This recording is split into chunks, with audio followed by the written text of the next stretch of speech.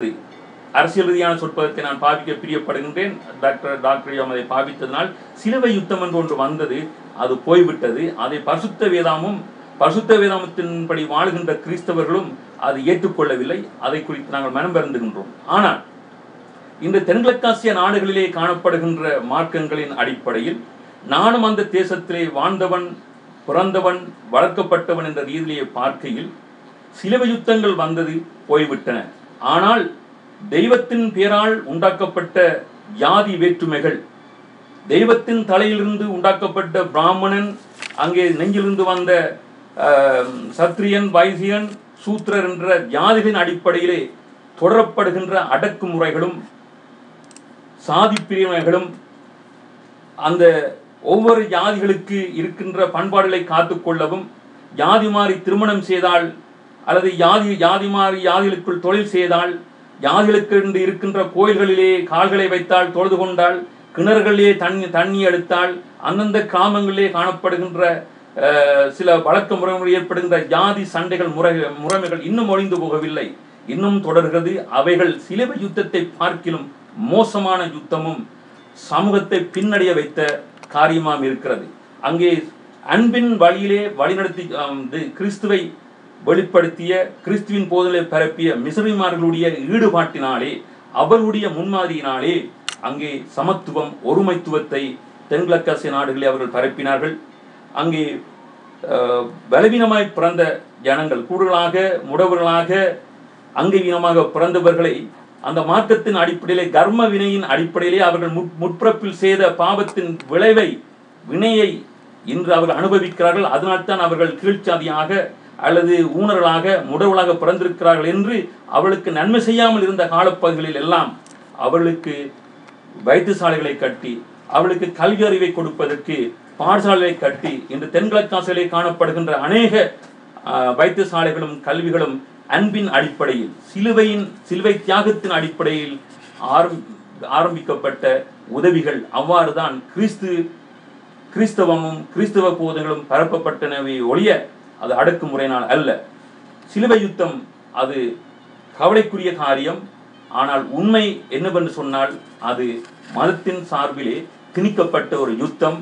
அது கிறிஸ்தவத்தை பின்பற்றுகின்ற உண்மையான கிறிஸ்தவனால் ஏற்படுத்தப்பட்ட, பின்பற்றப்பட்ட யுத்தம் அல்ல என்பதையும் நான் தாழ்மையோடு தெரிவித்துக். நன்றி பாசமன் அவர்களே. 2 நேரம் ஆகிவிட்டது, இன்னும் நிறைய கேள்விகள் இருக்கின்றது. இதற்கு ஏதாவது நீங்கள் விளக்கம் கூற விரும்புகிறீர்களா? ஒரே ஒரு விளக்கம். சகோதரர் முகமது அவர்களும் சகோதரர் மனோகரன் அவர்களும் இந்த ஜாதி வேற்றுமை, இந்து மதத்திலே அந்த இருக்கின்ற ஜாதி வேற்றுமை, பல பேர் சொல்லுவார்கள் இந்து மதத்திலே ஜாதி இல்லை என்றெல்லாம் சொல்லுகிறவர்கள் இருக்கிறார்கள். நான் அப்படி சொல்லவில்லை. சைவத்தில் இல்லாத சாதி இல்லை, அது உண்மை. இருக்கின்றது, ஜாதி இருக்கிறது, அந்த வளமை இருக்கின்றது. ஆனால் ஜாதியின் பெயரால் மனிதன் இழிவுபடுத்துவதை சைவ சமய சாஸ்திரங்கள் ஏற்கவில்லை. இறைவனிடம் இருந்து தோற்றம் பெற்றதை சிரசில் இருந்து பிராமணன் வந்தது என்று சொல்றது. பிராமணன் என்பது இனத்தால் என்று எங்களுக்கு உபனிஷதம் இருக்கிறது. வஜ்ர சூசி உபநிடதம் என்று உபனிஷதம் இருக்கிறது. வஜ்ரம் என்றால் வைரம், தெரியும். சூசி என்றால் ஊசி, வைர ஊசி உபநிடதம், அது தமிழ் படுத்தினார். அந்த உபநிடதத்திலே யார் பிராமணன் என்ற கேள்வி வருகின்றது. ஒரு பிராமணன் வந்தவர் புறப்பாலையா, ஒழுக்கத்தாலையா, கல்வி அறிவாலையா? பிறப்பினால் ஒருவன் பிராமணன் ஆவதில்லை. அதில் எவ்வளவோ உதாரணங்கள் சொல்லி இருக்கிறார்கள். பிராமணர்கள் நாளும் ஜபிக்கின்ற காயத்ரி மந்திரத்தை எடுத்து தந்த விஸ்வாமித்திர மகரிஷி பிராமணர் இல்லை, அவர் அரசர், சத்திரியர் இருக்கின்றது இல்லையா? அதே மாதிரியாக இந்த ஜாதியின் பெயரால் ஒருவர் இழிவுபடுத்துவதுதான் தவறு. ஜாதி முறை அந்தந்த விதத்தில் வைத்தியராக இருக்கிறவர் வைத்திய தொழில் செய்கின்றார், ஒளிபரப்பு துறையில் இருக்கிறவர் ஒளிபரப்பு துறை செய்கின்றார். அதிலே அவரவர்கள் தகுதிக்கு, அவர்கள் ஆற்றலுக்கு ஏற்படி அந்தந்த முறைகளை செய்கின்றார்கள். அது பாரம்பரியமாக செய்து வருகின்ற பொழுது அது பாரம்பரியமாக it assures an employment for that. பிறக்கும் பொழுது ஒரு தொழில் இருக்குது, ஒரு வாழ்க்கை முறை இருக்குது, பேசிக் திங்ஸ் அஷ்யூர்ட். ஆனால் க்ராஸ் பண்ணப்படாதுன்னு இல்லை. எங்களுடைய சமய வரலாற்றில் எடுத்து பார்த்தால் எங்களுக்கு 63 நாயன்மார்கள், 63 நாயன்மார்கள் வெறும் 13 பேர் தான் பிராமணர். அதில் மாடு வெட்டுறவர் இருக்கிறார், நந்தனார் என்று இருந்தார். அவருடைய தொழில் ஈஸ் எ புச்சர், மாடு வெட்டுறது. அவர் மாடு வெட்டினாலும் அந்த மாடு வெட்டி கிடைக்கிற தோலையும் அதை வந்து கோயில் வாத்தியங்கள் செய்வதற்கு கொடுத்தார். அது மாடு வெட்டி கிடைக்கிற கோரோசனையை கோயில் அபிஷேகத்துக்கு கொடுத்தார். அவர் மாட்டை வெட்டி கொண்டுதான் இருந்தார். அவனுடைய நோக்கம் இறைவனை நோக்கி இருந்தது. அது இறையை நோக்கிய தர்மம், தன்னை நோக்கிய தர்மம் அல்ல, மற்றவர்களை நோக்கிய தர்மம் அல்ல, இறையை நோக்கிய மேலான தர்மம். இதைத்தான் இயேசு கிறிஸ்துவன் சொன்னார், நானே வழி, நானே சத்தியன், நானே ஜீவன். அந்த இறையை நோக்கிய தர்மத்தில் இருந்தவரினாலே அவர் நாயன்மார் ஒருவர். அதிபத்த நாயனார் ஒரு மீனவர், மீன் பிடித்துக் கொண்டிருந்தார். He will release the first catch to the Lord. முதலாவது மீனை கடலுக்கு விட்டுடுவார் திருப்பி. அவர் இறைவனை அடைந்தார். ஏனென்றால் அவர் இறைவனை நோக்கிய தர்மத்தில் இருந்தபடியினாலே. அதனால யாகம் செய்த தட்சன் யாகம் செய்தான், அழிந்து போனான். சூரபன்மன் தவன் செய்தான், வழிபாடு செய்தான், அழிந்து போனான். ஏன்னா ராவணன் தவன் செய்தான், வழிபாடு செய்தான், அழிந்து போனான். ஏனென்றால் அவர்களுடைய தவங்கள் வழிபாடுகள் எல்லாம் அவர்களுடைய கீர்த்திக்கு, அவர்களுடைய புகழுக்கு. இதைத்தான் இயேசு கிறிஸ்து சொன்னார், நீ விரதம் இருக்கின்ற பொழுது அழுக்கான ஆடைகளை அணிந்து கொண்டு முகத்தை தொங்கப்பட்டு கொண்டு நடுச்சந்தையில் நின்று ஜெபம் செய்யாதே.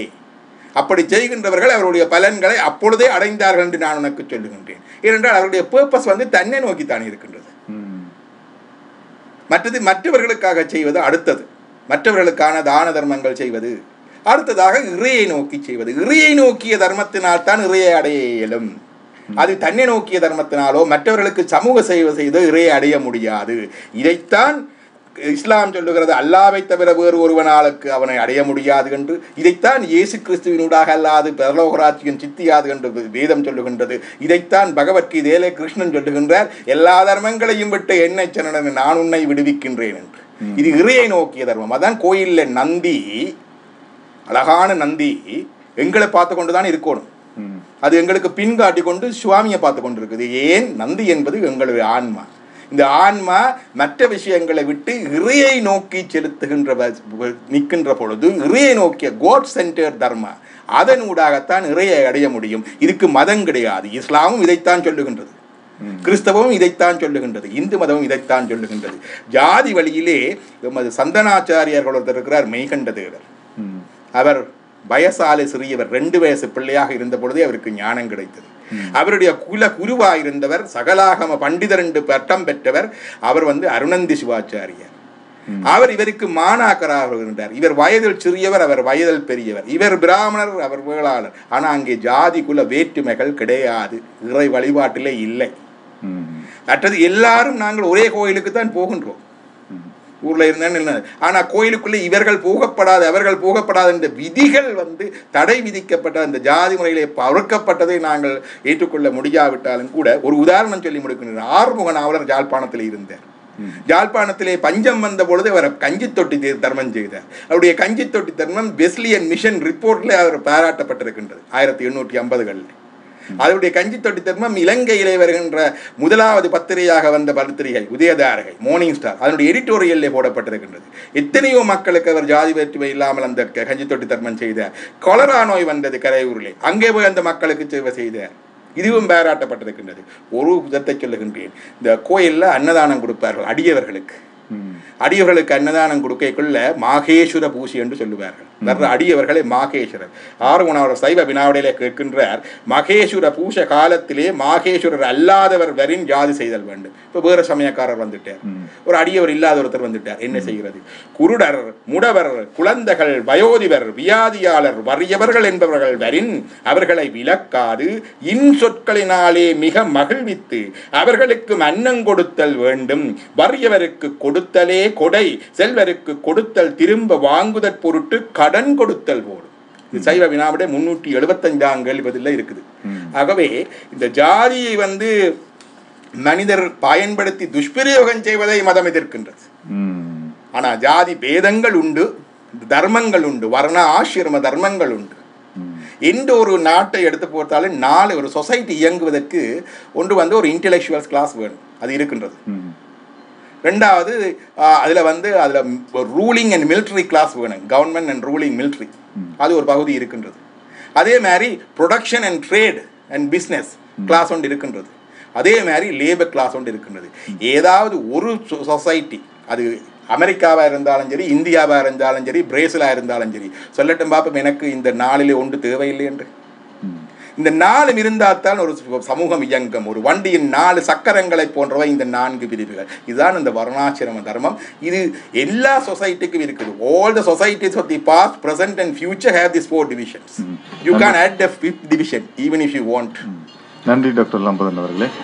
இமாம் எஸ்கே முகமது அவர்களே, நீங்கள் ஏதாவது இதற்கு கூற விரும்புகிறீர்களா? அதாவது ஒரு விஷயத்தை ஒரு முக்கியமான ஒரு விஷயத்தை இந்த இடத்துல சொல்லிக்கொள்ள வேண்டும் என்னவென்று சொன்னால், சில அதாவது ஜாதி இருக்கிறது. ஜாதி என்று சொன்னால் திருமறை குர்ஆனில் ஒரு வசனம் இருக்கிறது. அல்லாஹ் என்ன சொல்லுகிறான்? வஜஅல்னாகும் ஷுஊப வ கபாயில லிதஆரஃபு. உங்களை நாங்கள் பல கோத்திரங்களாக பல கிளைகளாக இப்படி நாங்கள் ஆக்கி இருப்பது நீங்கள் ஒருவரை ஒருவர் அறிமுகம் கண்டு கொள்வதற்காக. இன்னார் இன்னார் என்ற அறிமுகத்துக்காகத்தான் நாங்க உங்களை இந்த கோத்திரம் இந்த மாதிரி அவங்க என்று ஆக்கி இருக்கிறோமே தவிர இந்த ஜாதிங்கிற கோணத்தில் இன்று இருக்கிறது. அதாவது ஒரு பாத்திரத்தில் தண்ணீர் குடிக்க விடுவதில்லை, தன்னுடைய கோயிலுக்கு வர விடுவதில்லை, அவனோடு தாழ்ந்தவனாக பார்ப்பது, அவர்களெல்லாம் ஒதுக்கி வைப்பது, அந்த ஜாதி என்ற பிரச்சனையினாலேயே அண்மையிலே அதாவது இந்தியாவிலே ஒரு தாழ்ந்த சமூகம் 30-35 பேர்களை பாதையிலே மிருகத்தை விட கேவலமாக அடித்துக் கொள்கிறார்கள். இன்டர்நெட்ல நீங்க நேரடியாக பார்க்க முடியும். இந்த மாதிரியான நிகழ்வுகள் தற்பொழுது நடந்து கொண்டிருக்கிறது. அதற்கு என்ன தீர்வு இன்று உலகம் பேசுகிறது? அதை பற்றி சர்வதேச சட்டசபைகளில் எல்லாம் இதுவரைக்கும் பேசப்படவே இல்லை. அதற்கு கீழே எத்தனையோ பார்க்கிறோம். பகிரங்கமாக 30-35 பேர்கள் ஜாதி என்ற பெயரில் அடித்துக் கொள்ளப்படுகிறார்கள். சோ இந்த மாதிரியான விஷயங்கள், இந்த ஜாதி என்ற வாசகம் பிறப்பிலே என்ன சாதனை இருக்கிறது ஒருவனை தாழ்ந்தவன் உயர்ந்தவன் என்று பிரிப்பதற்கு? ஐயா, நான் படித்து டாக்டராக இருக்கிறேன். படித்த டாக்டர்கள் ஒரு சமூகம். ஏன் என்னுடைய வாழ்க்கையிலே நான் படித்து நான் டாக்டர் ஆகியதான் நான் டாக்டர் என்ற சமூகம் என்றால் நியாயம் இருக்கிறது. நான் ஒரு தொழில் செய்கிறேன் என்ற அடிப்படையில் என்னுடைய தொழிலின் அடிப்படையில் ஒரு கூட்டமாக பிரிக்கிறான், அதில் நியாயம் இருக்கிறது. ஒரு மனிதன் சமையல்காரன், அவன் சமைக்கிற காரணத்தினால் சமையலாகிறான். பிறக்கிற பொழுது என்ன செய்ததினால் அவனை தாழ்ந்தவன் என்று பிரித்தீர்கள்? பிறப்பில் அல்லவா நீங்கள் பிரிக்கிறீர்கள்? செய்கிற ஒரு தொழில் செய்கிற பிறப்பிலேயே நீங்கள் இவன் தாழ்ந்த சாதி உயர்ந்த சாதி என்று பிரிக்கிறீர்களே, என்ன காரணத்தால் பிறக்கிற பொழுது அந்த சாதியை எடுத்தீர்கள்? என்ன அதற்குரிய அடிப்படை என்ன? ஏதாவது அவனுடைய உடற்கூறுகளை கண்டுபிடித்தீர்களா? ஒன்றும் கிடையாது. அது நீங்களாக கற்பிக்கிற ஒரு சில விஷயங்களை சாதி என்று பிரிக்கிறீர்கள். நான் சொல்லுகிற இஸ்லாம் என்ன சொல்லுகிறது என்று சொன்னால், அதாவது அவன் செய்கிற தொழில் காரணமாக, அவனுடைய சில நிலைப்பாடுகள், அவனுடைய கல்வி, அவனுடைய சில அடிப்படைகள் காரணமாக அந்த மாதிரியானவர்களை ஒரு கேட்டகரி, ஒரு பிரிவினையாக, அந்த மாதிரி ஒரு கூட்டமாக பார்ப்பது அறிமுகத்திற்காக. ஆனால் பிறக்கிற பொழுது ஒரு தாய் வயிற்றிலிருந்து வெளியில் வந்தான், வேறு ஒன்றும் அவனுக்கு இப்பொழுதுதான் சொன்னார்கள், மனிதனால் பிறப்பை இறப்பை கட்டுப்படுத்த முடியாது. கட்டுப்படுத்த முடியாத ஒரு பிறப்பில் நான் வந்த ஒரு காரணத்தை வைத்து நீ தாழ்ந்தவன் நீ உயர்ந்தவன் என்று பிரிக்கிறோமே, அந்த பிரிக்கிற முறையே முதலாவது பிழை என்பதை புரிய வேண்டும். சாதி என்பது நாங்கள் சொல்லக்கூடிய இந்த மாதிரியான அறிமுக வார்த்தையை விட பிறக்கிற பொழுதே பிரிக்கிறோமே, அந்த பிரிவினை பிறப்பிலேயே நாங்கள் சமூகத்தை கூறுபடுகிறோமே, இன்று கூட செய்கிறோமே. இந்த மாதிரியான ஒரு விஷயம் மதத்தின் பெயரால் நாங்கள் செய்கிறோமே, அந்த கோட்பாடு இஸ்லாத்திலே கிடையவே கிடையாது. நீங்க எந்த சாதியாக இருக்கலாம், எந்த நாடு, எந்த இனம், எந்த கலராக இருக்கலாம், ஆனால் உண்மையாக கடவுளை அடைகிற வழி இருப்பீர்கள் என்று சொன்னால், நாங்க தோளோடு தோள் ஒட்டி காலோடு கால் ஒட்டி நெருக்கமாக நின்று ஒரு நாளைக்கு 5 தடவைகள் இறைவனுக்கு முன்னால் சிரம் சாய்க்க தயங்கவே மாட்டோம். ஒரு தட்டிலே ஒன்றாக உண்ணுவதற்கு நாங்கள் தயங்க மாட்டோம். ஏன்? அது கடவுளை அடைகிற உண்மையான வழியில் நீங்கள் எவராக இருக்கலாம், எந்த அப்படி ஒரு பிரிவினை பார்க்க மாட்டோம். ஆனால் மதம் என்ற பெயரில் பிறப்பிலேயே நாங்கள் பிரித்து குடிக்கிற பாத்திரத்தில் கூட நீ குடிக்க முடியாது, நீ தாழ்ந்தவன் என்று பிரிக்கிறோமே, கசப்பான ஒரு உண்மையா? இதுதான் என்னால் சொல்ல முடிந்து கொள்ள. நன்றி எஸ்கே முகமது அவர்களே. சுருக்கமாக கூற வேண்டும்.